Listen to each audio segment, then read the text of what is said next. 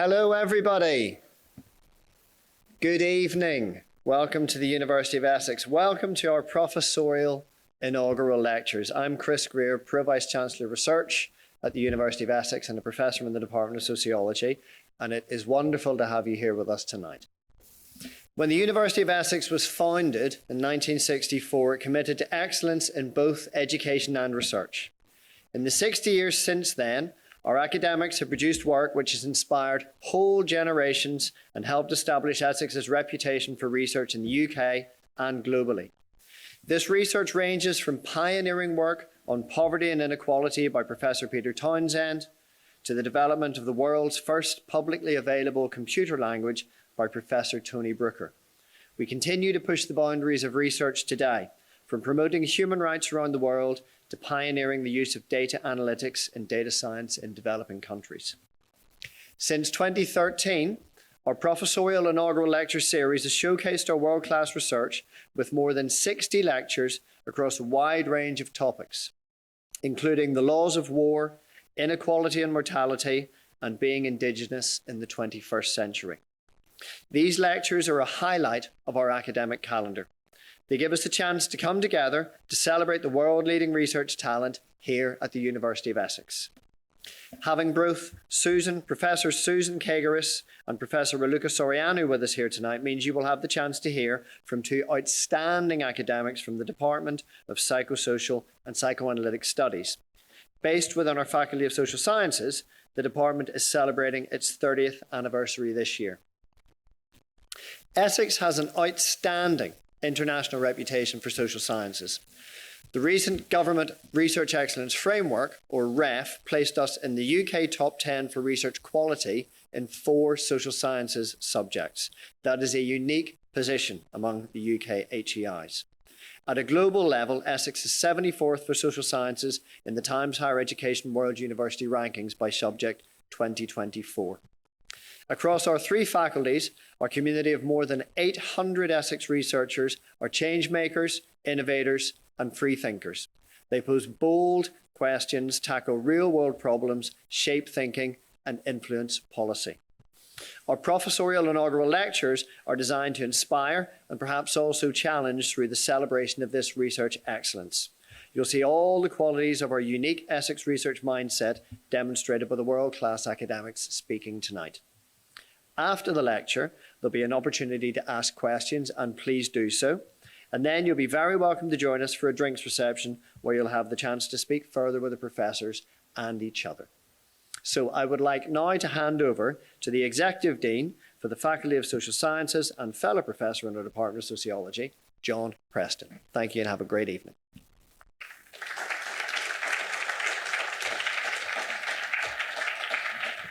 Thanks very much, Chris. And it's wonderful to have you with us here tonight in the Lakeside Theatre, both in person and watching via YouTube live stream. And these lectures are the highlight of our academic year, giving us a chance to come together and celebrate the world-leading research talent here at the University of Essex. Tonight we'll have a chance to hear from 2 outstanding academics from the Department for Psychosocial and Psychoanalytic Studies, and it's particularly special, as Chris mentioned, as the department celebrates its 30th anniversary this year. The department houses 3 research centres: the Centre for MIF Studies, the Centre for Trauma, Asylum and Refugees, and the Centre for Childhood Studies, and 3 research groups. They nurture strong interdisciplinary links with the Department of Sociology, Department of Literature, Film and Theatre Studies, the School of Philosophical, Historical and Interdisciplinary Studies, the School of Health and Social Care, and Essex Business School. Our researchers are recognised internationally for their work in the role of the unconscious mind in mental health, culture and society. Each year they focus their work around a theme, and currently they're collaborating around the theme of image, fantasy and memory. Professors and lecturers within the department focus on theoretical, methodological and clinical thinking, whilst their clinicians and practitioners help people with mental health problems and social and emotional difficulties. The department is educating the next generation of mental health, education and social care professionals, developing students with the critical and research skills necessary to contribute to society and bring about social change. Their close relationships with the National Health Service, education, care services, and professional institutions ensure that what our students are taught is always relevant, up to date, and responds to social needs. Our first professor presenting her work this evening is Professor Susan Kegerreis, and I'm pleased to welcome Dr. Chris Nicholson to the lectern to give a personal introduction to Professor Kegerreis.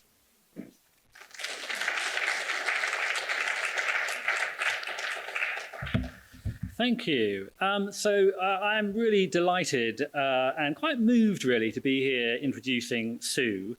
And I'm going to give two biographies. The first is the official one. Sue is a professor, obviously, in the Department for Psychosocial and Psychoanalytic Studies.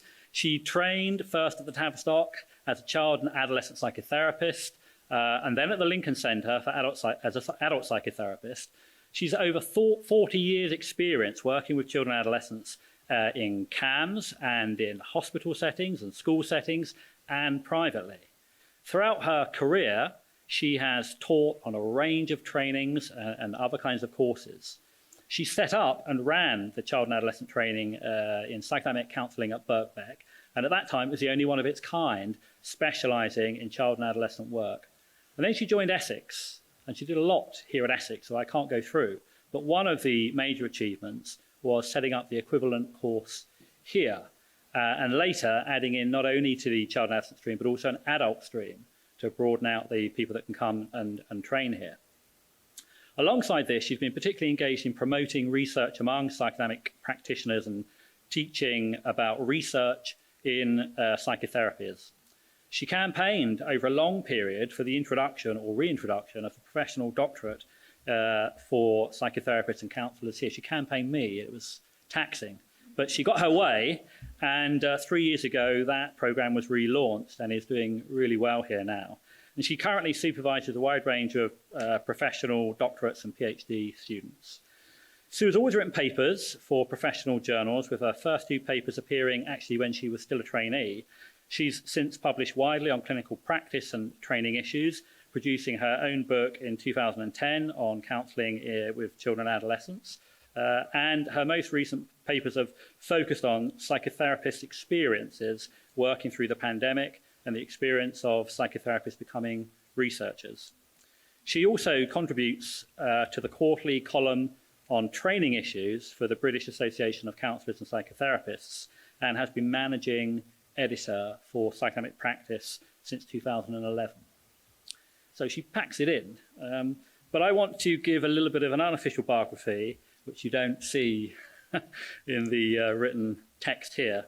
And that is that behind this is a really quite extraordinary quantity of work and dedication to the clinical as a site for research and a site for understanding. Because research doesn't just happen in universities, it happens in clinics, in children's services, in schools, all the time, if we're able to think psychodynamically. And Sue supports that. One of the things she's been able to do with the courses here in particular is to broaden out and equalise opportunities for training. Now, if you go to the Tavistock and you look at their courses, you'll see a lot of people on the social work courses who are people of colour, and then lots of white middle-class people on psychotherapy trainings. But at Essex, because of the way this training has been set up as a counselling programme, you'll see a very different kind of demographic, people coming from working-class backgrounds who can now afford, for example, to engage in this kind of training. And that supports clinical work across the UK. And I think that's a very important contribution to have made. It's a silent contribution, but I'm making it obvious now today. And then I think we have to understand the huge numbers of students that have come through programmes, the two programmes in particular that Sue has set up over many, many years. You have to think back about how many students are now out working. And some of them, it's delightful to see them, but some of them are here today because they recognise how special this work is. So, there are students out there with the Kegerreis stamp of approval who are out engaging. The final thing I want to say really is about the personal benefit to me working with Sue. I think I met Sue in 2009 in London after interviews and getting the job. We met to talk about the programmes here and what we wanted to do with it. And I knew straight away that this was somebody that I wanted to have as a colleague, and that certainly would become a friend for life. And that is exactly what has happened. But it's what Sue brings to the teaching and the training in both education and research here at the department. This is something to do with a sort of dynamic administration. It's the way in which she thinks about the structure of the program, the individual and the human being doing it, despite the bureaucracy of higher education, which is extraordinarily cramping. Something of that dynamic nature is kept alive in the way that she holds the courses. And I guess I'm thinking about Mary Parker Follett, who uses this term, dynamic administration, and the notion that these programs are social entities. They're social entities, and they have to be worked with and thought about in this particular way, recognizing that the sort of bureaucratic elements of management have to give way to something which is human and real. And that then comes through in clinical work that her students are able to do. And I think it's a remarkable achievement that she's been engaged in this for so long. So it's with delight that I'm able to introduce Sue Kegerreis.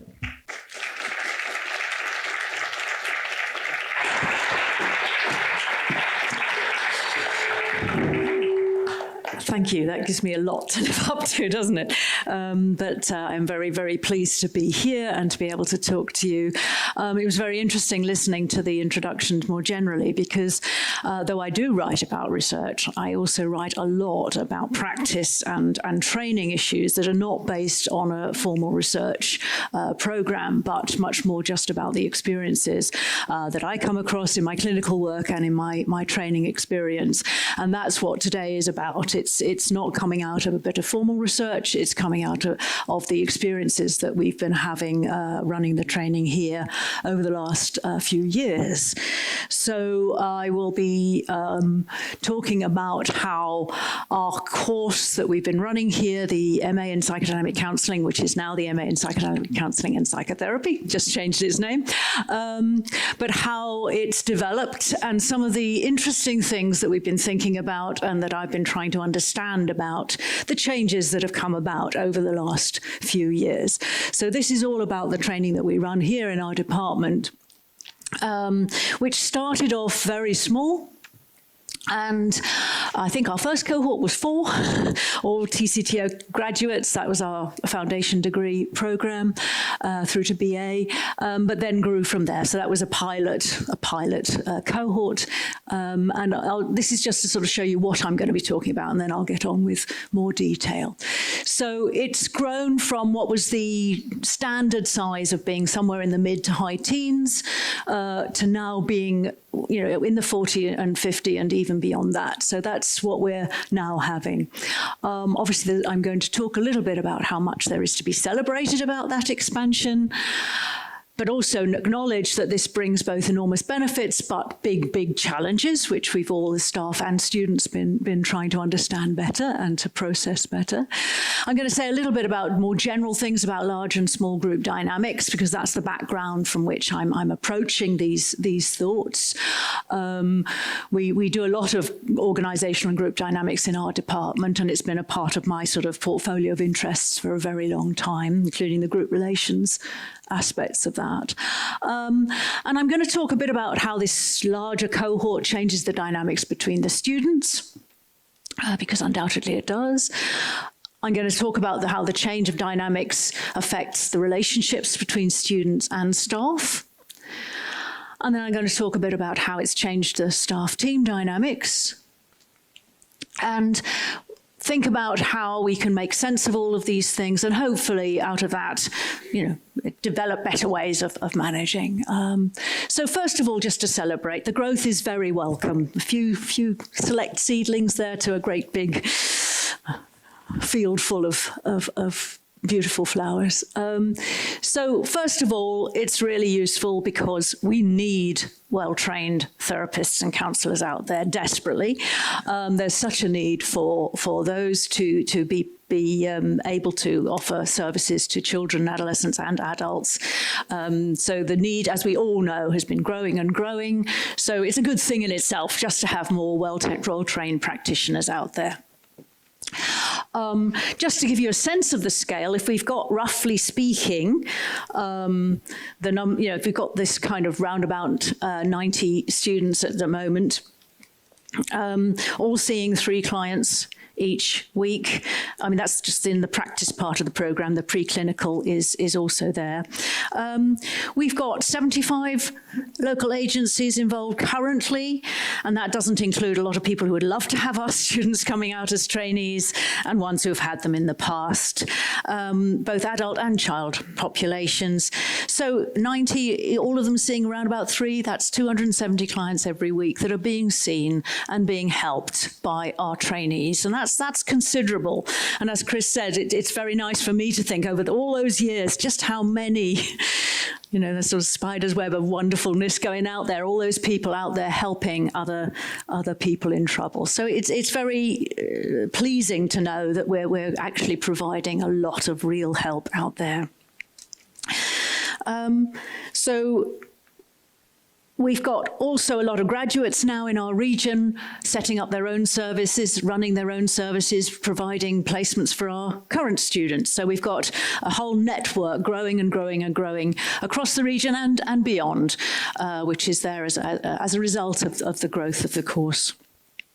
And that adds up to our course and the trainees who have both are currently training on it and the ones who have graduated, actually operating as a major provider of therapeutic work in the region and beyond. So all that's really to be celebrated. It's wonderful. It's good stuff. And one of the things that we notice when we go around to placements and when we try and set up placements is that, as many of you may be aware, being able to see someone longer term, in depth, is getting incredibly difficult unless you've got lots of money. And often we find that the only practitioners who are offering longer term, deep going work are our trainees, which is very, very sad. It shouldn't be like that. But nonetheless, it's tremendous that we can actually allow for that kind of work to go on when otherwise it would not be available, except if you were working privately. It used to be much more available than it is now, and it's something that's changed. Short-term contracts, just seeing someone for a few sessions seems to be more and more the norm. So this is an important contribution that we make. So we've had this growth, and we need to think about what that means for the students and for the staff and what it just sort of generates in itself, having a much larger cohort. And just to sort of pause for a minute to think about large group dynamics in general. Most of you will be very aware of these things from your own experiences. So generally speaking, we find the students tell us that large groups are more intimidating. It's harder to speak up. It's harder actually not just to speak, but to actually think when you're in a very large group. Something happens to us all when we get into large groups that can make it much more difficult to process our own experiences. We can obviously feel very invisible, and I think it's always something that we as staff really worry about with the larger groups in the course. We don't want the students to feel invisible, but they can feel a bit invisible, as anyone can in a large group, because you don't really feel like you matter that much. You might not feel that you're noticed, you might not really get a sense that you're important, and you might have no felt responsibility for how the course, how the group is actually functioning. In fact, all of us have a responsibility, no matter how big the group, but it's harder to detect and harder to believe it and harder to think about it in a very large group. Our attachment is much more precarious, naturally, because if nobody noticed that we went away, why do we feel that we attach? So having a large group, the jargon is a sentient group, the one that you feel like you belong to, is much less likely to be happening. So your attachment to the group is more precarious. And we can very easily become rather mindless in large groups. We can lose our individuality, and we can lose our capacity to take personal initiatives, to have our own sense of our personal agency really, really mattering. So all these are things that can happen generally in large groups. As we all know, large groups can become mobs. They can become very caught up in very powerful group dynamics and very sort of primitive dynamics, because our need to belong, to feel like we are part of this thing that's happening. I was just listening to a novel this morning in which there was a whole gathering to protest about something, and the woman who really didn't quite believe in what was being protested about just got totally swept up into something that she didn't really belong to and didn't really believe in. So we all know that these things can happen. And one of the important things is that, this is a quotation, in the crowd-like setting, there can be a rapid emergence of groups and anti-groups and the development of myths. So being in a large group just in itself can have difficult dynamics that can not bring out the best in us and not allow us to contribute as we might in a group. So it might sound as if I'm saying large groups bad, small groups good, but it's not quite like that. Obviously, there's much more nuance to it than that. But just to think about small group dynamics for a moment. So in a small group, each person can and often does become important to all the others, distinguishable by the others, and this is manifestly impossible in a large group. Small groups are felt to be safer, you get to know one another, and speaking can be less scary. It can feel like you're taking less of a risk in a small group. You are more responsible for the well-being of the group, so you feel more involved, you feel more engaged. This is part of this is something that you are important to. And of course, group cohesion is easier to establish because that sense of belonging is much easier to generate. But there are some downsides to small groups, and it's important to keep those in mind. It can be very difficult if you feel responsible for the well-being of the group. It creates its own tension. In that original group of 4, I think it was really, really tough, because they all felt if I don't come, the whole group might collapse. So people get very anxious about the group not surviving. And so that the very fact that you feel that you belong much more also brings with it a sense of responsibility that can be very difficult. Small groups evoke family dynamics much more than large groups do. So passions can run high, rivalries can be very intense, and that connection with each other, which is so valuable, can also be very, very full of tension and difficulty. And we bring our families into whatever group we're in. And those small groups can very quickly get filled up with transferences of elements of our past, people from our past, and relationships from our past. I think the pecking order in small groups is much more extremely felt. It could be the relationship with the tutor. Someone's listening out to when the tutor says, "Oh, well done, that was a good point," or whatever. Those sorts of pecking orders can be very, very intensely felt.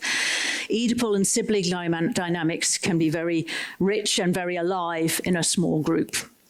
So all of these things can intensify some of the more difficult stuff that's going on in small groups. There's nowhere to hide. So some people prefer the large groups because they can be invisible until they choose not to be, but in a small group, there's nowhere to hide. And of course, if that dynamic in a small group is difficult, the whole course can get contaminated by it. Your whole relationship with the course can get filled up with those difficult feelings, and it can dominate the whole experience.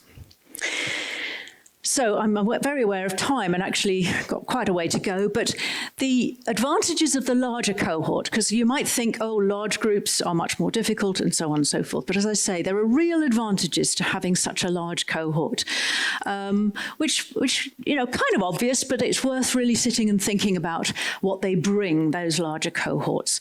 First of all, there's a much greater diversity, and Chris mentioned that a bit in terms of our groups being pretty diverse. We'd like them to be even more diverse, but they are pretty diverse. In age, in gender, sexual orientation, class, all sorts of different dimensions that I could list there. So in a large group, you've got a much larger variety of people. Our age range is amazing because we do take people in our course, unusually for a course like ours. We take people who come pretty much straight from their first degrees because some of our first degrees are incredibly relevant. They've already got an established sense and foundation in the work that they're going to be doing on the course itself. So we have some very young ones in their early 20s. We have people in their 50s, 60s, 70s who come on the course. So we've got a huge range, and you don't normally get that in ordinary life. Those people learning and working together. It's quite unusual. And there's huge enrichments to that. The young ones learn from the older ones, and the older ones actually learn an awful lot from the young ones too. So it's very much a two-direction of help, support, learning, and enrichment. Of course, if the more diverse the group is, in a way, the easier it is going to be to find somebody a bit like me in the group. If you have just a small group, there may be nobody that you feel that closely connected to, but the larger the group is, you'll be able to find someone whom you relate to. The other thing, of course, is if you have a larger group, you're not going to have just one black person, one man, one working class person, one mother, father, whatever. You're going to have a lot of different people who can share the issue of what minority they might come from, and nobody has to do this awful thing that used to be very much the norm of, you know, the black person having to speak to the black experience, the black splaining, as it's called, which is, I think, a very good phrase.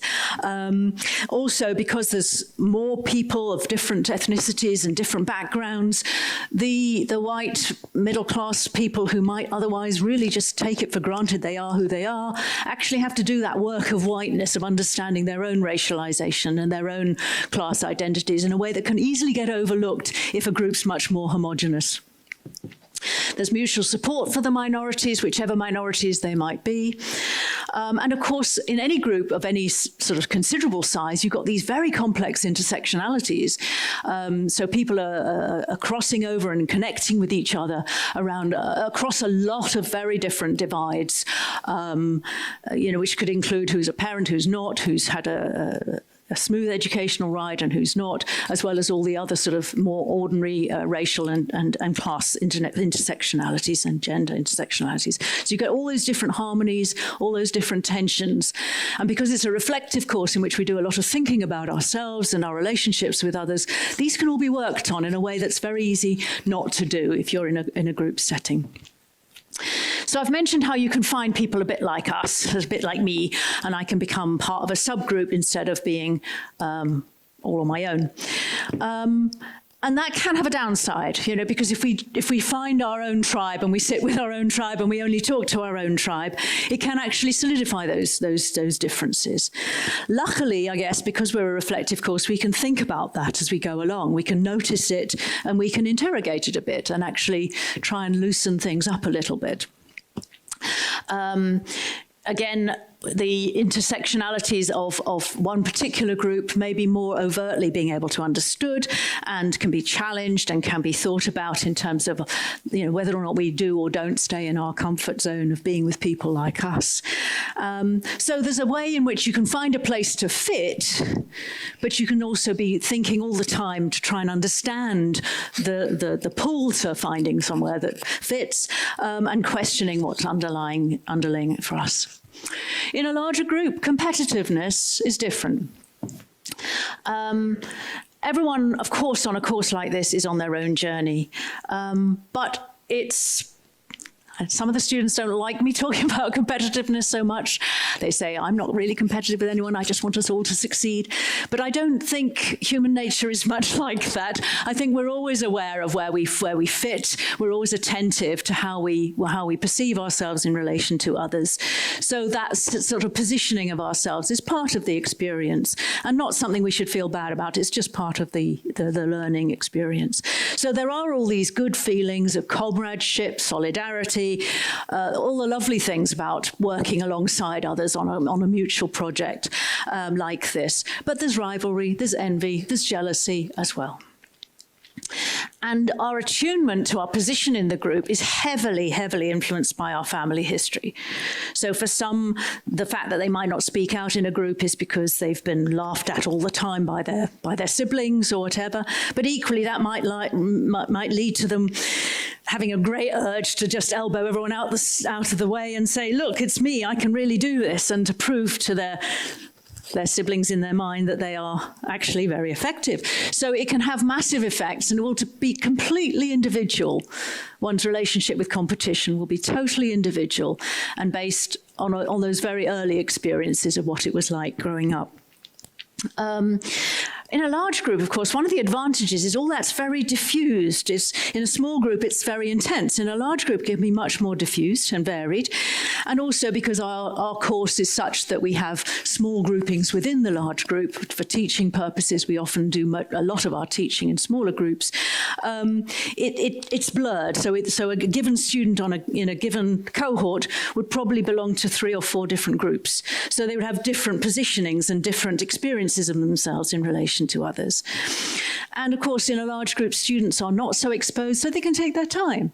So somebody who needs a bit more time to develop can take that time without feeling as if it's acutely being noticed by everybody else, as it would be in a much smaller cohort. So competing in large groups is different. The less confident and experienced students can take their time a little bit, or they can also see that there's somebody else struggling a bit like them. So you're much more likely to have somebody else who might speak up for the thing they didn't understand, and then you don't have to expose yourself as not being understanding, because somebody else will do it for you. And it can be embarrassing to admit difficulties, but if everybody else is doing it too, it becomes much, much easier. So that sense of falling behind or not being quite as quick as the others is much more likely to be mitigated by the fact that there are colleagues in a similar situation. Because in those small cohorts, those rankings can feel very solid and very immutable, while in a large group, there's much more room for maneuver and changing and just finding out about yourself in a less pressurized way. The downside, of course, is in a larger group, it may be much less obvious to the staff who's struggling, because you just cannot give attention to in the same way. If you're giving a lecture, obviously in the small groups you can, but if you're giving a lecture, there may be people who are not tuning in the way that you wouldn't be as aware. In a small group, you can tell just from the body language and the eye contact. In a large group, you can't. So some might feel lost and forgotten, and that can be a real problem.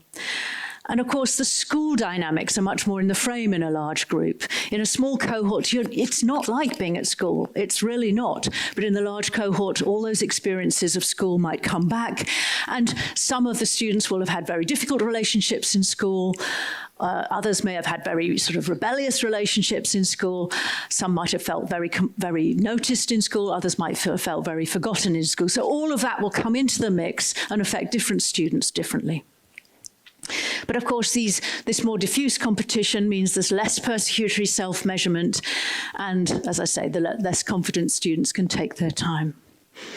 Now, I've mentioned smaller groups within, and as soon as there is a large cohort, because we do a lot of small group teaching, we have to, obviously, it's a clinical course, and we have reflective groups.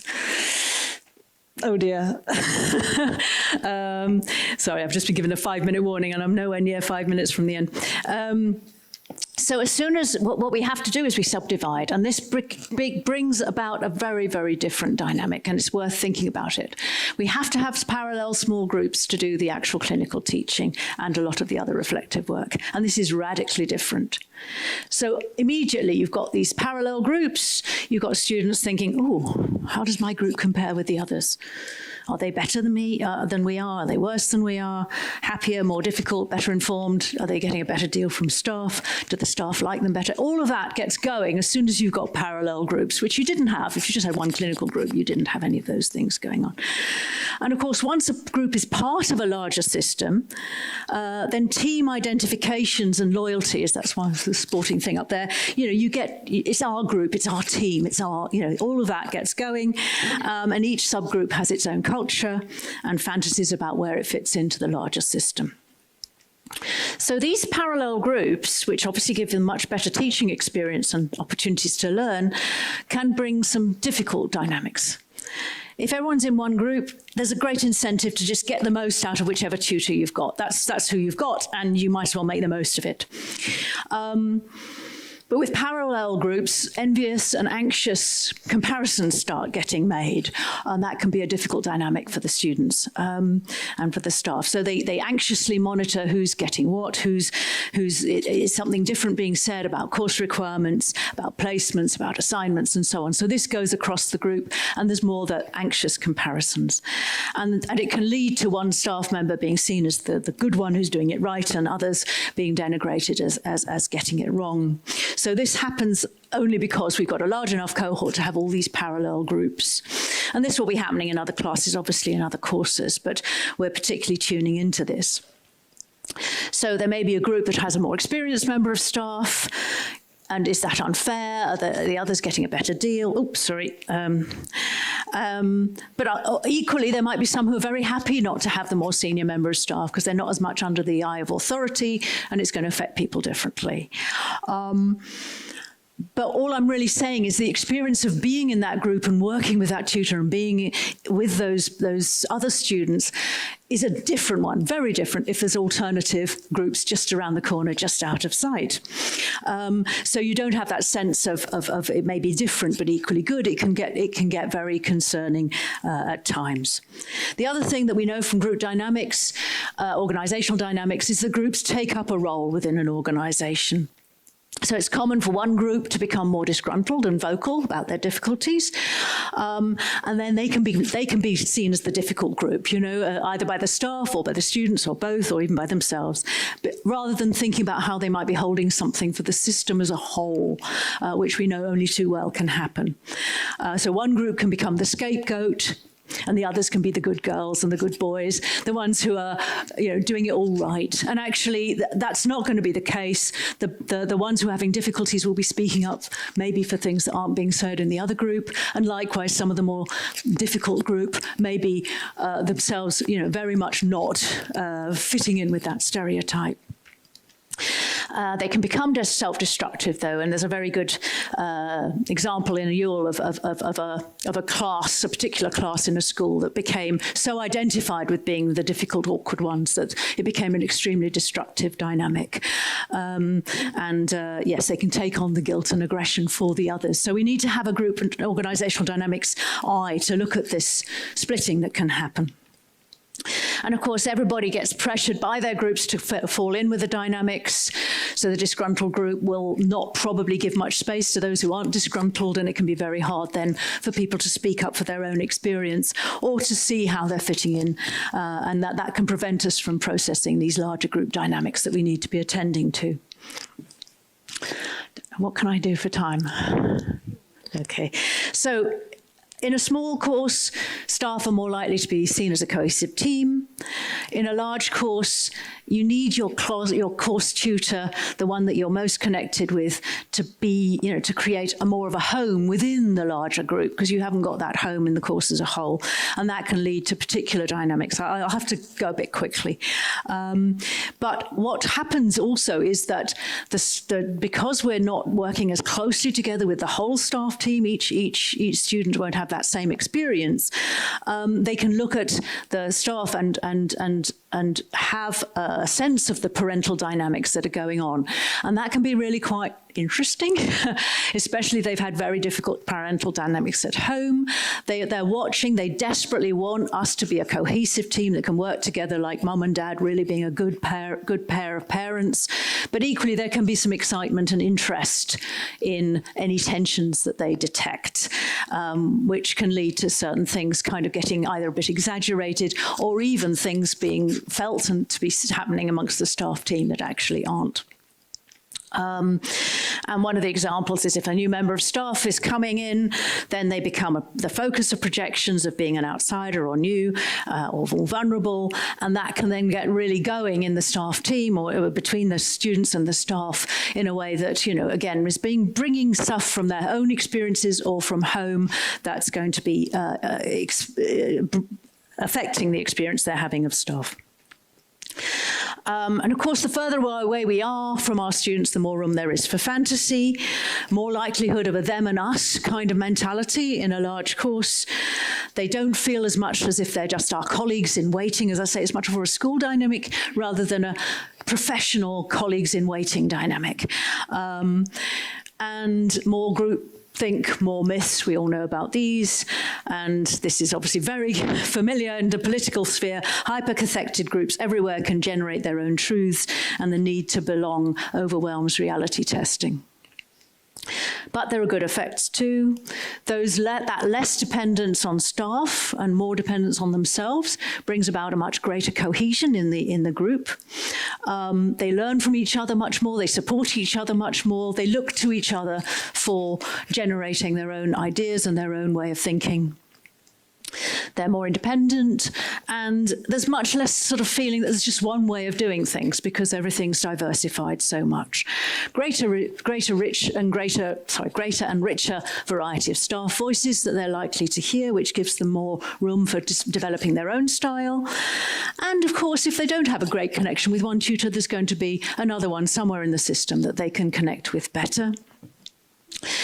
And that feeling of being less significant to the whole group is mitigated enormously by feeling more connected to specific individuals. I think I'll skip through this. It's more about the staff hierarchies. It's something that's obviously I've had to process a lot because my role has changed enormously being course director, from being just one person amongst a close team with one group of students that, you know, I get to know really well, to being this much more distant headmistressy type figure who's actually, you know, I've been surprised by the students being much more intimidated by me just because of that sense of there being a lot of them and only one of me, and even being much more embarrassed about sharing their concerns with me because I'm seen as being, you know, in this more authoritative position. And the projections are much more intense because as soon as you increase the distance, then the fantasies and the projections are much more likely to be powerful. And they're much less likely to see me as an ordinary person because they just don't come across me nearly so much or in such close connections. So from our point of view as staff, and I will go quickly through this if you'll let me, it's been very challenging taking on these much larger groups. Just the simple business of learning names, which used to be almost effortless, is now something we have to pay a lot of attention to. And that can be particularly hard because our interview process for this course involves a very intimate personal interview in which we talk about people's own upbringings and their own lives and their own life experiences. And it's pretty horrid if somebody you've told all that to then doesn't remember your name or doesn't remember what you've been told. But if there are, say, I might interview 70 people for any cohort, I will not remember all those stories. So part of this is me having to realize I have to forgive myself for not remembering. While in the old days, I would remember and I would have a sense of connection with that backstory. And I can't do it any longer, and that hurts. Mistakes feel awful. You feel as if you're not caring. You may care just as much, but it doesn't feel like that to the student if you don't remember all those things about them. And that's the duckling picture. The shepherding each one into the profession, which used to be very much part of that experience. Everybody, we would know about their individual professional development. It's just not possible in the same way. We can in our small groups, we can, but the course as a whole, we can't. I can't. And one of the things, and again, this comes out of organizational dynamics, is the bigger something gets, the more bureaucratic it has to get, because you cannot attend to everything individually. And that goes against the grain of our course and the way in which we want to be and the way that we want to teach. But we have to trust the structures of the course much more because we cannot look after everything individually in the same way. So we have to look to our, you know, all the paperwork and make sure that everything's very, very well organized and well described, because that one-to-one connection is less easy to keep going, and that brings about a much more bureaucratic picture. So in the staff team, of course, there's massive differences too. Now that we're running lots of parallel groups, we get feedback from the students about each other. We have to work on what we do with that. And, you know, students can tell us stuff. They like sometimes to tell us things about something that's going wrong in another group, and we have to work on what to do with that and how to trust each other enough and communicate with each other enough to deal with those things. We're much more mutually dependent because everything's had to be delegated much, much more. So we really need each other. We rely on each other. And any lapses are felt much more keenly because they're off stage for us. And we can fall prey to responding to any lapses very much more judgmentally because of that dependence on each other, which was not nearly so keenly felt before. We have to tackle any fantasies about each other by talking and by thinking things through. It's kind of complicated when you're told something about something that's going wrong in someone else's group. You're worried about the course, but you also might be saying, oh, well, I don't do that. You know, you've got to watch that tug to be idealized and for somebody else to be the one who's not doing it so well. And that's very, very pernicious in a staff team as mutually dependent as we are. I'll carry on. So this idea of competing amongst the staff, all staff compete with one another. I'm sure that's true in other programs. You might not think about it quite as much as we do. But different Different staff have got different styles, and those will suit different students. So it can be very easy to think someone's better than someone else, but actually different students enjoy different staff styles. But some are much more meticulous about giving very, very detailed and supportive guidance. Others expect the students to be more independent, and that can create a clash because the students rather like being looked after very, very well, but the person who thinks that they might need to be a bit more independent might feel as if they're not giving as much as the students might want. So it can be really complicated, this kind of stuff. Some are always planning ahead, others are more laid back, some are keener on theory, others on more clinical encounters, and so on and so forth. And if a student does choose to change tutors or change groups, it stings, even if you think that's a good idea. It's never a pleasant experience. And of course, before students did have those options, they made the most of what they'd got. So there's huge gains and losses.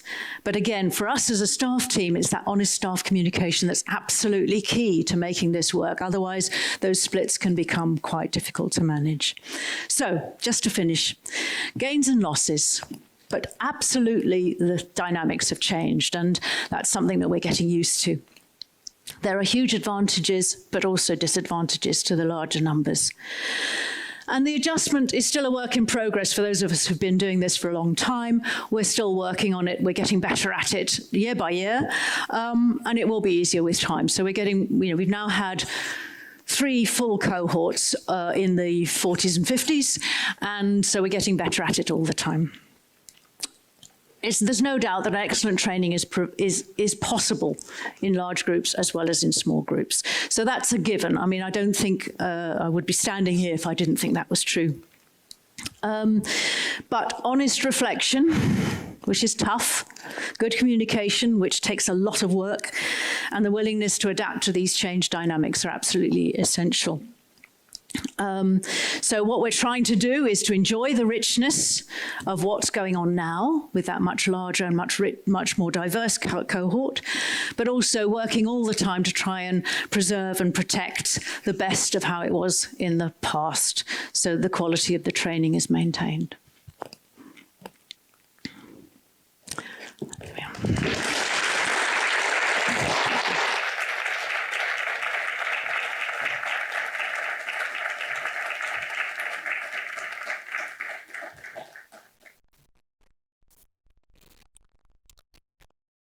I'm Professor Matt Fitch, and it's a privilege to introduce the work of Professor Raluca Soreanu. I've been in conversation with it since we first met in 2017 to talk about an article about the psychoanalyst Michael Balint and creative dyads. Balint and Sándor Ferenczi in the Budapest School of Psychoanalysis provide a significant thread running across her work. She's editor of the Journal of Balint Studies and is preparing a monograph on Balint, while publishing 2 edited collections on his work. But it's the dyad I want to single out. People ground their psychoanalytic histories on authors or schools. But, she argued, this event crystallizing an individual authorial voice from multiple exchanges and conversations is not a benign one. What could we gain instead by rethinking psychoanalysis in terms of generative collaborations?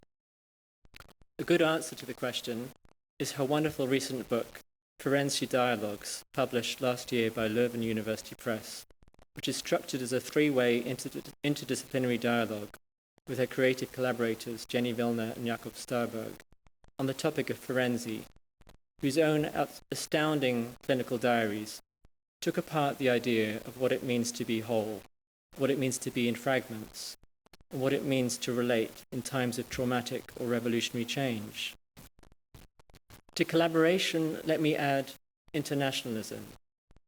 We assume professors will gain recognition on the international stage, but here I want to point out Professor Soreanu's own several migrations, from Romania, where she began her academic career, to New York on a Fulbright fellowship in 2009, to Brazil, where she trained as a psychoanalyst, and between 2013-15 was a Marie Curie Fellow between Rio de Janeiro and Birkbeck, University of London, where she then joined the Wellcome Trust project Waiting Times before moving to Essex in 2019.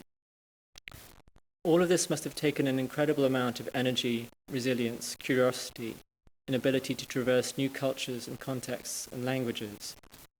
This is not just a history of a professional formation. Each of these places remains a potent site of connection, particularly in her current Freesci project, for which she's assembled an amazing team of 9 who are collectively pursuing research in and across Europe and Latin America. So this research is not only collaborative and interdisciplinary, but global and lateral. And at each of these sites, she's connected to collectives of clinicians invested in the social mission of psychoanalysis. So I'll end with the radicalism at the heart of Professor Soreanu's work, which has been truly transformatory, both of the department, where she served for several years as Director of Research, and the discipline. At some level, this grows out of her deep immersion and Ferenczi's concern with the creative possibilities of psychic fragmentation, which is partly the subject of her talk tonight. She pursued this compellingly in her monograph published by Palgrave in 2018, Working Through Collective Wounds, which built on her experiences in the Brazilian uprising in 2013, examining how complicated scenes of working through traumas take place in the streets and squares of cities in times of protest. This kind of radical psychosocial vision seeks not to create simply an application, but takes the existing epistemological framework to pieces and reinvents it as a new progressive project.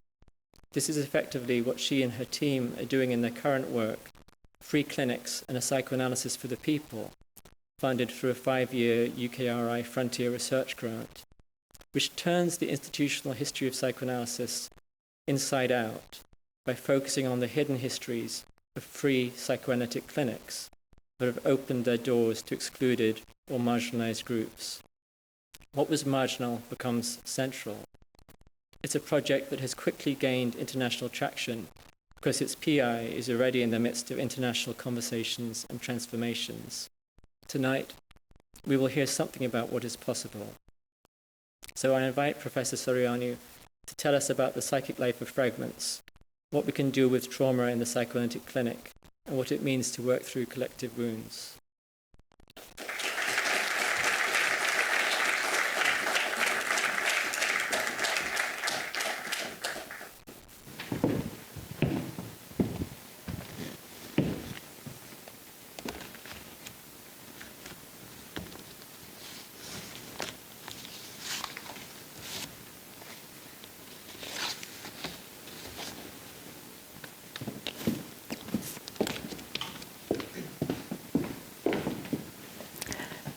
Good evening, everyone. Thank you so much, Chris Greer, and thank you to John Preston, and thank you, Matt Fitch, as well for the introductions, and as well Holly Ward for the care for the organization of today.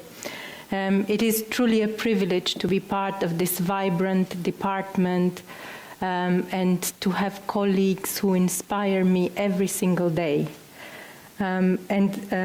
Thank you also to the audience in person and online who are here today to celebrate with us. So it's a special occasion to share the floor with my colleague Sue Kegerreis.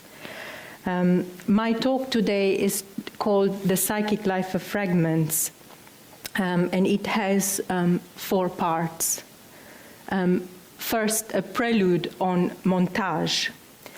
The construction of a montage constitutes the difficult work of anyone who attempts to see time. This is what Didi Huberman writes in his book Atlas. Seeing time is the result of laboring with and laboring across fragments of experience. Today I speak to you about psychic fragments and about montage, but I do so while also creating something akin to a montage, with fragments collected from the psychoanalytic consulting room and from psychosocial ethnographic work and from the experience of thinking and writing collaboratively.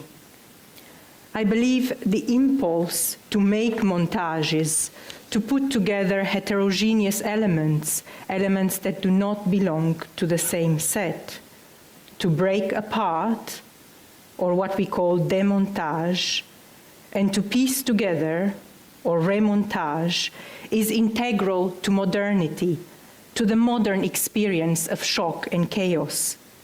We can think here of montages assembled by Bertolt Brecht or Aby Warburg as in dialogue with the devastation of industrial warfare.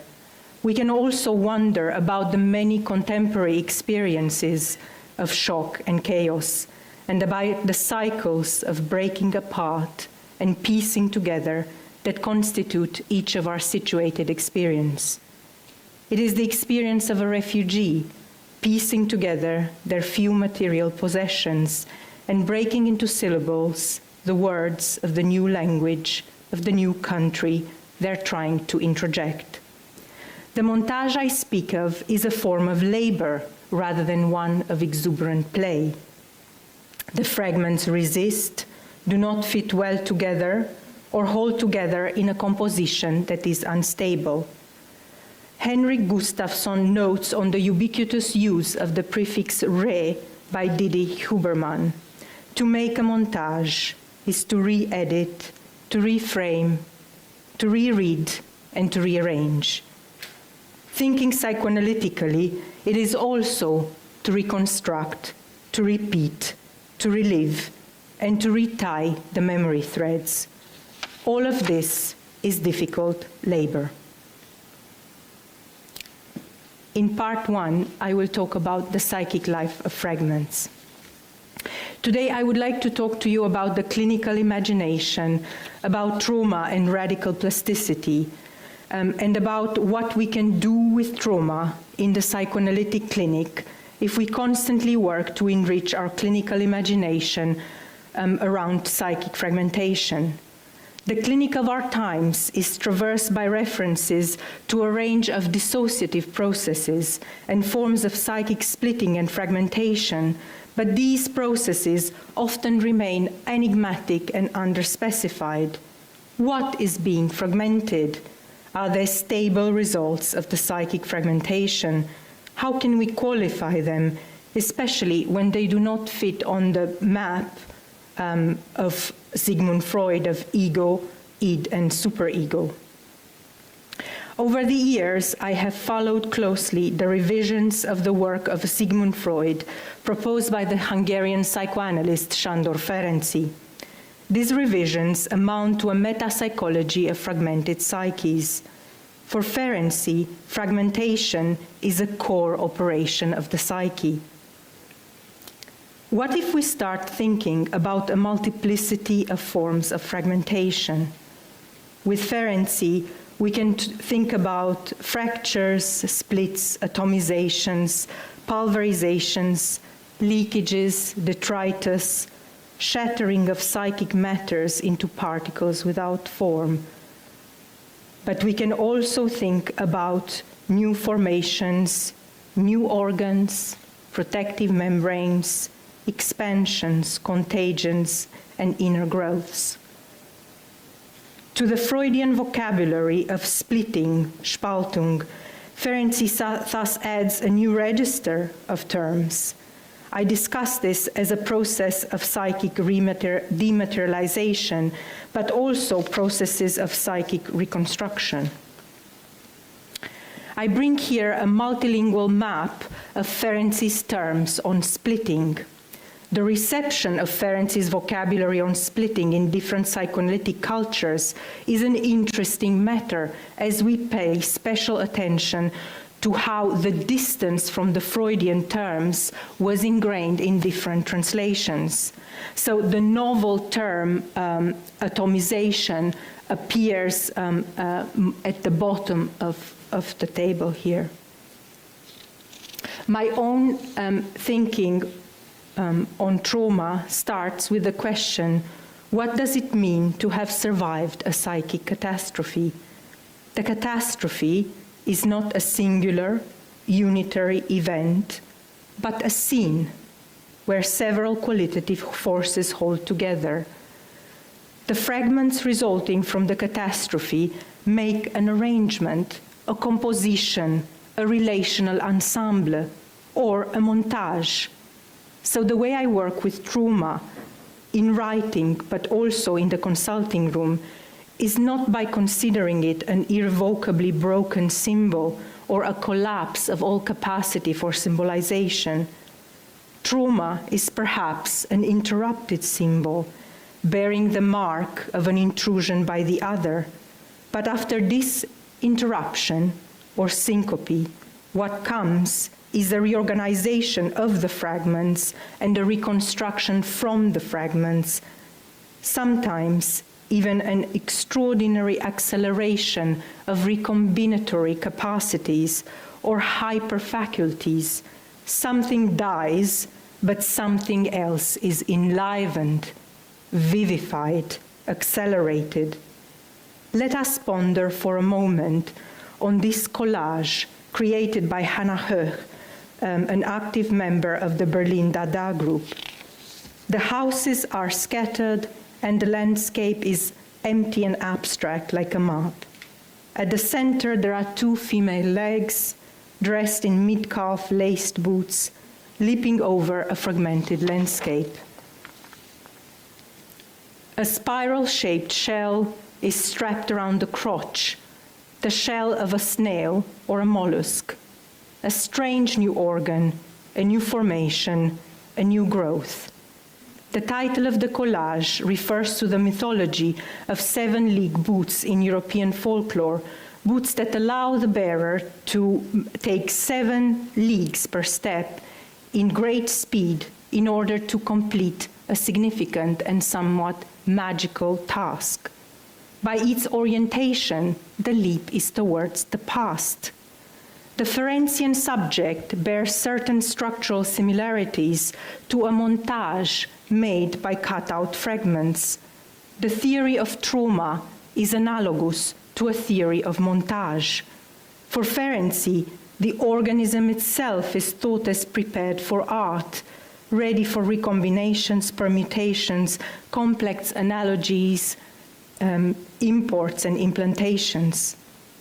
It is of great consequence to the psychoanalytic process if we pay attention to forms of radical plasticity, to surprising modes of psychic splitting that are a result of the scene of trauma, to semi-fluid bodies and organs that reshape, retract, and grow new curious parts.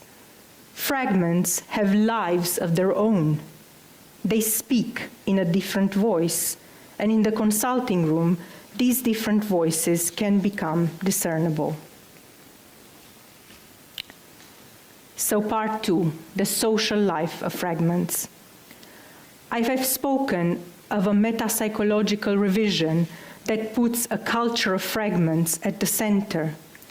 It is in the nature of psychosocial thinking to inquire about how such revisions of metapsychology change our understanding of the social world, to transpose my questions to the social register. What is the social life of psychic fragments? Or what do different fragments do? Some psychic fragments are implicated in the denial and the repetition of traumatic violence. Other psychic fragments are implicated in the act of recognition or some form of radical mutuality. In my book of 2018, Working Through Collective Wounds, Trauma, Recognition, Denial in the Brazilian Uprising, I write about a symbolizing crowd, a complicated crowd in protest that uses very parts and fragments of itself to create new political symbols. I formulate a theory of collective trauma while drawing on a psychosocial ethnography of the Brazilian uprising of 2013. A common specter haunts social and psychoanalytic theory, that of the mob, of the irrational collective, the destructive or regressed collective. The mob is often seen as volatile and subject to contagions. The crowd I write about is not regressed or irrational. It is instead capable of creating huge scenes of mourning in the streets and in the squares, using bodies, body parts, urban spaces, pedestals, palaces, pavements, gates and bridges, which all become part of a scene of symbolization. The hidden force organizing the scene is the pressure of the traumatic mark, often related to political traumas. In Brazil, this mark is left by the years of torture, persecution, and disappearance by the military dictatorship. June 2013 brought an enormous crowd to the streets of Brazil. Living alongside this uprising, I write about a time on the brink of catastrophe, about a dissociated organ or faculty or part of the body or sensorial modality which in a large scene of protest can perform a social function by registering something extraordinarily small, a danger, a collapse, a crack, a fissure, a near death, a suffocation, an arrhythmia, a syncope. It is as if the crowd formulates the question, what is needed for not dying? A clever arm pushed you away just as the bullet was coming. I also write about a time of rhythmic attunement and about a new drive that animates the crowd, the pleasure of analogy. The pleasure of analogy is a doubly relational pleasure, or the pleasure of comparing a set of relations. The pleasure of analogy gives clues about how it is possible for several people to focus their minds, eyes, and bodies on the same political object. It speaks about a new kind of sociality where what glues people together are complex comparisons between their orientations to political objects. This is a sociality beyond the myth of Oedipus, and that cannot be reduced to processes of identification, which are very important on how Freud conceives of the group. So let us quickly look or enter two scenes of protest. In a first short vignette, in June 2013, in Rio, on the pavements, in the squares, and on the platform of overcrowded metro stations, groups of people would stop carrying tins of paint and large sheets of paper or cardboard, and they would paint their political banners. A new way of curating the movement was taking place, involving many hands and very many political slogans. It became a habit to not go to the protest empty-handed. After the protest, out of the many hundreds of square meters of banners that were produced that evening, some would be displayed on the fences of the Praça da República. People would literally weave their banners on the fences, making a political montage.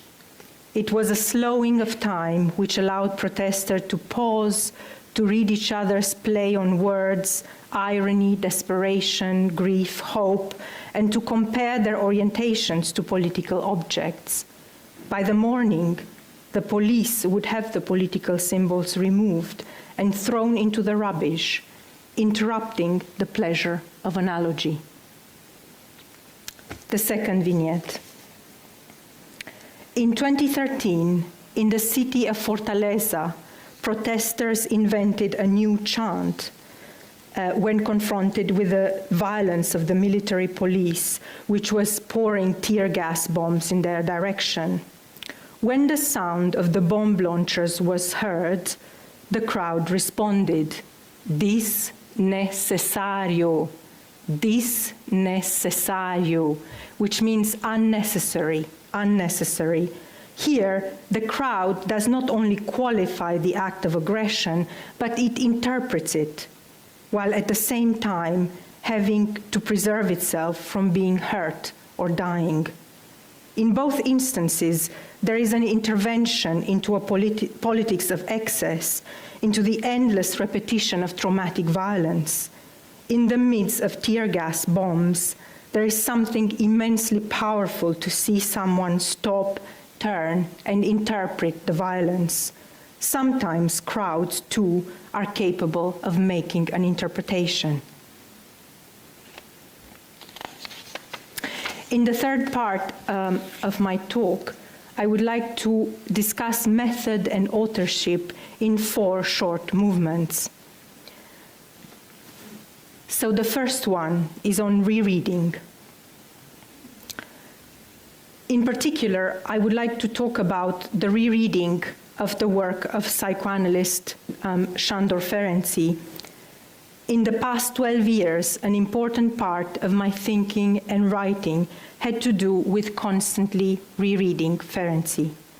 For around 50 years, between his premature death in 1933 and up to 1980s, Ferenczi was an impossible object in psychoanalysis, a traumatically forgotten thinker after a break from Freud.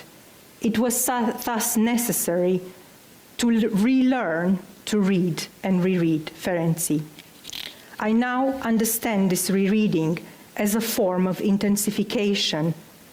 The orientation behind the rereading is that the knowledge being assembled is not only to be used, but played, perhaps like a musical instrument, and passed on, passed forward. I reread Ferenczi every year, not to contribute to Ferenczi's legacy, but precisely in order to uproot him, to allow all the strangeness and the untamed and the unacademic parts to emerge from the text. I reread Ferenczi so as to relink different sections every time in a new way, making visible new relations that are often disturbing. By rereading Ferenczi, I reread the 20th century afresh, and Central and Eastern Europe, and the traumas of the Great Wars and their military, social, political, and aesthetic ruin. To reread thus does not mean making everything return to its place, but precisely intensifying what is ossified, deadened, or still. A rereading of this sort means descending into dark times, facing the spectralities of the text, not only its clarities or illuminations. This rereading in itself functions as a montage. My second note on method has to do with the place our patients have in creating any sort of psychoanalytic knowledge. Psychoanalyst Aldo Rahman, in his book Elizabeth Severn, The Evil Genius of Psychoanalysis, traces the encounter between Ferenczi and one of his key patients, and also the protagonist of Ferenczi's clinical diary, Elizabeth Severn. In Rahman's account, Ferenczi and his patient Severn appear as a creative dyad. What we usually regard as Ferenczi's trauma theory is instead treated as a co-creation.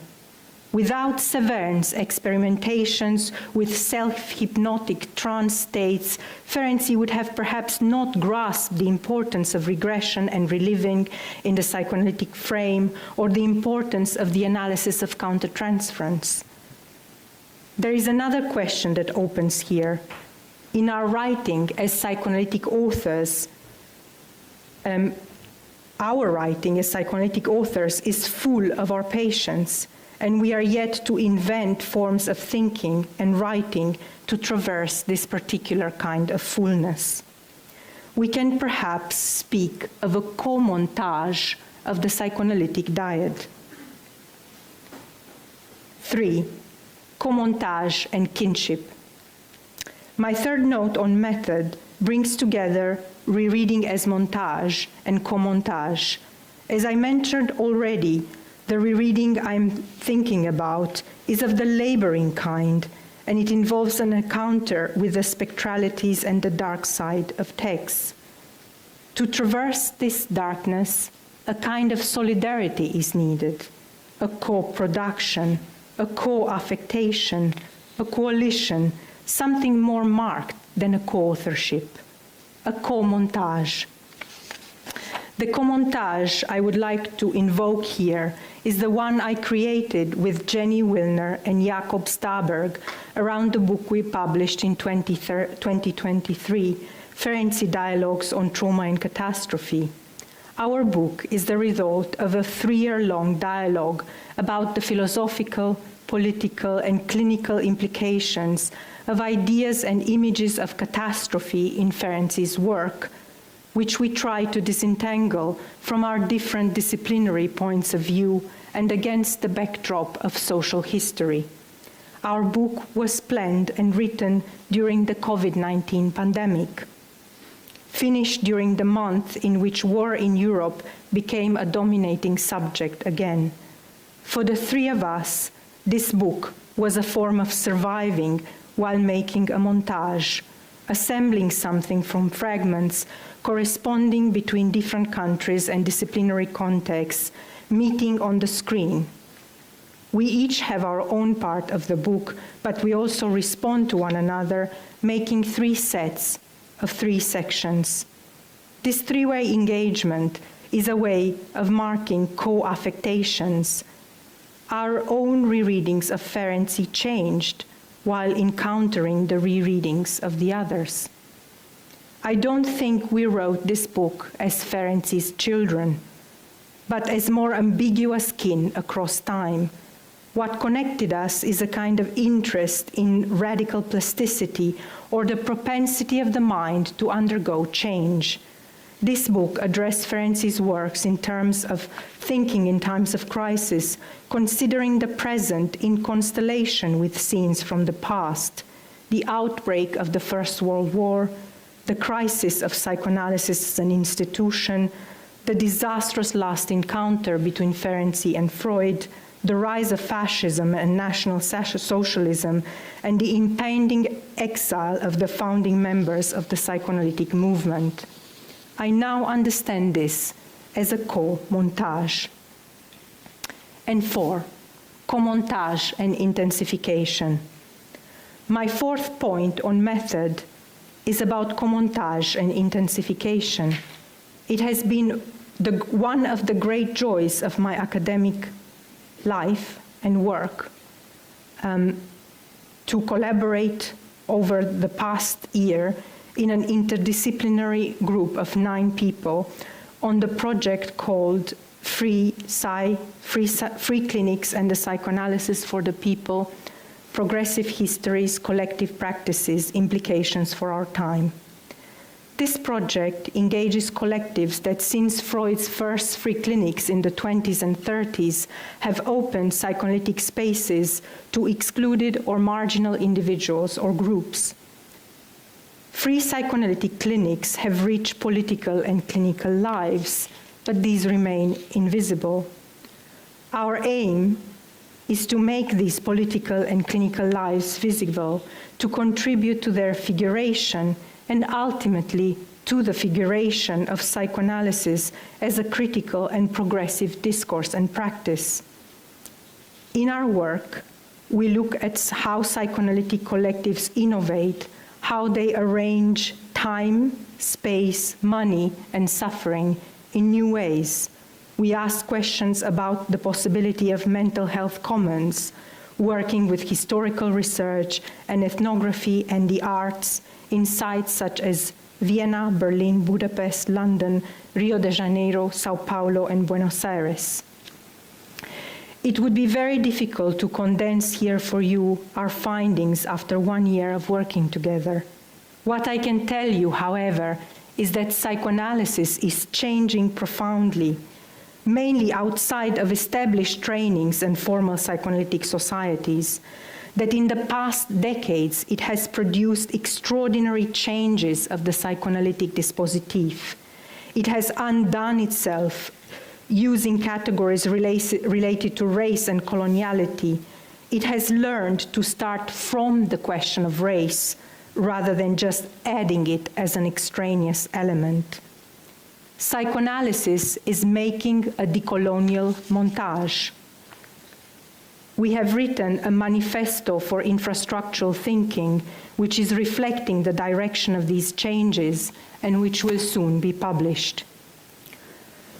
Our task in our research collective is to intensify ourselves so as to be able to register processes that have to do with transformation and intensification. I regard the Free Psych Collective as a method and not only as a group.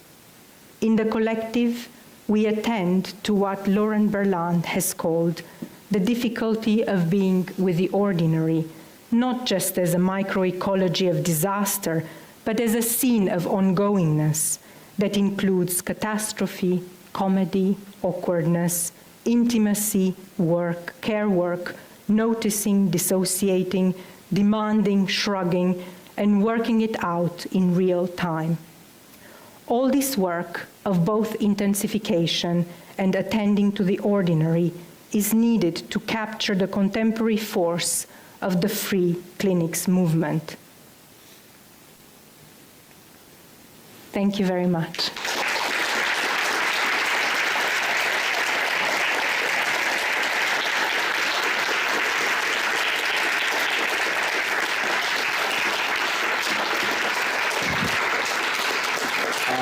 I'd like to now ask Professor Soreanu and Professor Kegerreis to join me on the stage, take seats and take some questions from the audience. Really interesting professorial inaugurals there. I don't know whether to address the audience in montage, a group, I don't know about group dynamics.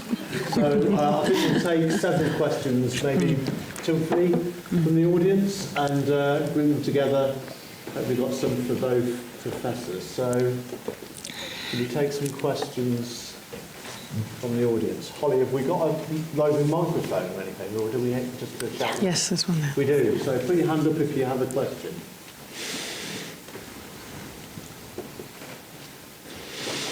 Or a comment, or a comment. Yeah. There's a question at the back there, and one at the front as well. So we'll collect the questions first. And, yeah. Yeah, we're going to collect questions first. Yeah. So, Jess. Yeah. Hiya.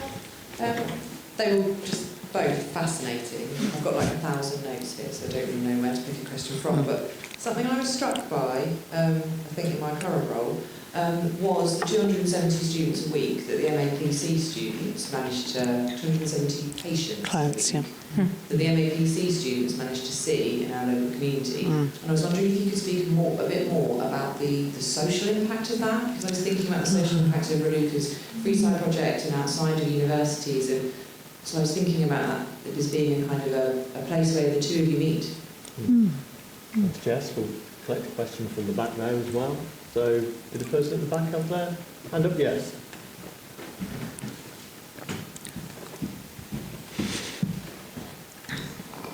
Yes, thank you very much. Sue, this is more a question for you, really. So you talked about groups being labelled difficult, and indeed we know the problems of children being labelled difficult, but that's normally from one individual to another. I just wanted to know how the groups are labelled. Are they labelled within themselves, or are they labelled by outsiders? Thank you. So we've got a couple of questions. So I'm going to add in one of my... Have we got any more questions? No, I'm going to add in one of my own. Oh, we do have another question. Yes, sorry, in the middle row there. Sorry, yes. I was just curious about when you referred to groups, large groups, small groups. Okay. What number you were referring to, and what, there's a fluidity in that. Just the number, Okay. the numbers to the young people in groups. Curious about numbers. So we've got questions about groups and group dynamics.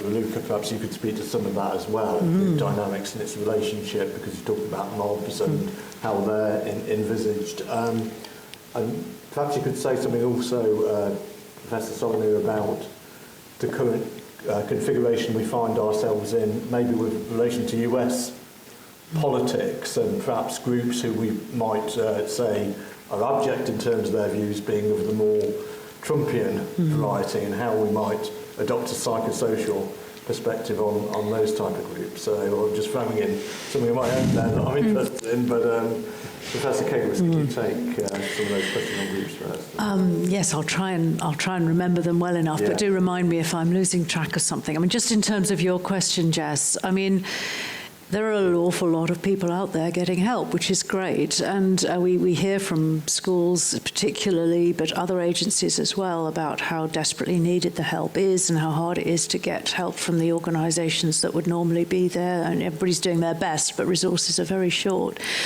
very hard to come by. In terms of the social impact, I mean, that's kind of difficult question to know quite what we mean by that. But there are undoubtedly a lot of people getting in-depth and long-term help from our trainees and our graduates, of course, further on, because they're growing and growing and growing. And I think it can have a major impact on a school to have one of our trainees in place, because they affect not just the individuals they see, but also the school ethos and the way of understanding. And quite a lot of our trainees and certainly our graduates work with the staff as well. So there's a sense in which an agency can actually get transformed by the presence of one of our trainees beyond the individual work that they do, because of what they represent in terms of thoughtfulness and an understanding what might underlie the behavioural or the educational difficulties of the young people. It's easier to see in schools because those are already sort of social enterprises, if you like. But with the adults that our students work with, equally they're able to get hold of things that might otherwise be very troublesome in their lives and causing them a lot of difficulty. In terms of the group sizes, then I think that we're talking about, as I say, whole cohorts of in the sort of 40s and up to 50s. The smaller groups that we work with are of all different sizes, though, so it is a very different, there's a mosaic, if you like. So the clinical groups tend to be relatively small, in sort of the 10 to 12 kind of area. The reflective groups could be 20-something, and the observation groups can be also smaller. So we have a whole range of different. That's what I meant, that you can belong in different ways to different groups in that larger cohort, which wasn't available before. So you can have lots of multiple identities. And then, of course, the whole course sometimes gets together, which is a much bigger group. In terms of the scapegoating of a particular group, which was asked about by Madeline there, that I think, it can happen in lots of different ways. It can be a group that the staff team gradually become aware are holding something very disgruntled or kind of uncomfortable, and they can easily be seen as, that group, they're the ones with those sorts of grumbles and moans. But one of the things that group relations teaches us is never to sort of stop with that thought, to think about how they might be carrying something for the whole system, that they might then become identified with being in that way, they might identify themselves that way. In schools you can often get, it's usually a year 9, there's usually a year 9 class that's causing endless grief to the staff and can become very self-identified and self-destructive as a result. But they're carrying something with the whole system, and then it's very easy to think of them being the difficult ones, and the others can think, we're much more cooperative and collaborative. So it can generate from outside in terms of the staff, it can generate from the other students, and it can generate from within, or can be facilitated from within. I don't know if that quite answers your question, but it's something that is very familiar, and in a large school that's got, say, 5 class intake or even more, some of them have even larger year groups, there will probably be one that carries something particularly difficult for the whole system. And if we stop our thinking there, then we can just focus very negatively on one part of the system instead of thinking about how it relates to the much wider way in which the whole thing is operating, and then it can become much more dysfunctional. Okay, thank you, Professor Kegerreis. Professor Soreanu, would you like to comment on how perspective more of the mosaic or the psychosocial can inform what would be seen as conventional group dynamics, and also a question about how we maybe look at protests that we maybe are on the more liberal wing of politics might consider to be abject, how your kind of analysis can help us to understand those kinds of protests? Thank you for the question. And actually, I'll start with Jess's question on the number of people that are touched by psychoanalytic work in various ways. And I think that there is a certain kind of I guess, beautiful math that we are uncovering also in our project, with looking at what it means when a free clinic, a small collective of often 8, 10 people, see people over 2 decades, and what that looks like, no? And also see people in a new way, because as I was suggesting today, and as we're working on in the project of documenting these alternative ways of seeing people psychoanalytically, which again start from the race, hold the problem of race in a different way, mean a sort of dislocation of from the position of the psychoanalyst in the private consulting room. So there is this beautiful, I guess, geography involved in documenting the first clinic in Rio de Janeiro, where after the psychoanalysts set up the first clinic, at some point they realize they also have to do something else, and they get together and go up in the favelas and talk to the people there in their community and ask questions about what is the problem there and how can they have a conversation. So I guess it's also, it's in the numbers also, and there's some sort of obliqueness also in these numbers that's very interesting to look at. And then turning now to John's important questions, or other set of questions, in my work, of course, it's focused on Brazil, but I like to think more broadly on processes of mourning and also interrupted mourning, which can take so many forms. So I also take seriously the force of trauma at the social level, and when something that cannot be elaborated, or its elaboration starts, as was the case in the protests in Brazil, and then is interrupted by let's say, the brutality of the military police, and that cannot have, mourning cannot unfold, or is interrupted by a brutal force.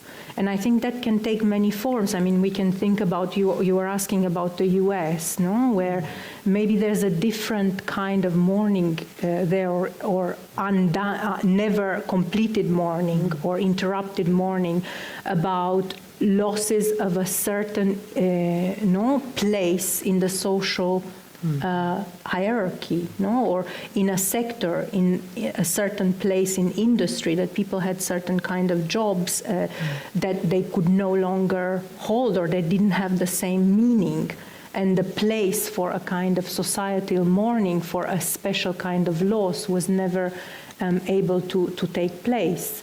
And then we find this ourselves in this situation of polarity, or parallel worlds that develop in a way where mourning can never be begun or continued, or I'm not sure if completed is what I believe can happen. So there's always a remainder. We can never imagine a fully completed mourning, and that remainder, I think, has an energizing and mobilizing and vivifying presence.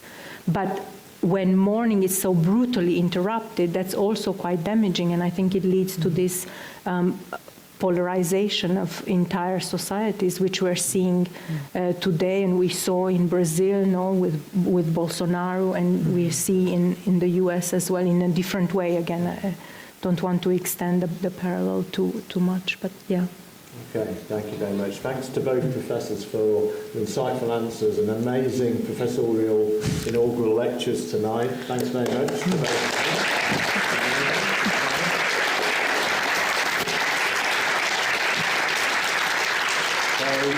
From your colleagues in the Department of Psychosocial. Thank you very much. Something beautiful. Thank you. Thank you.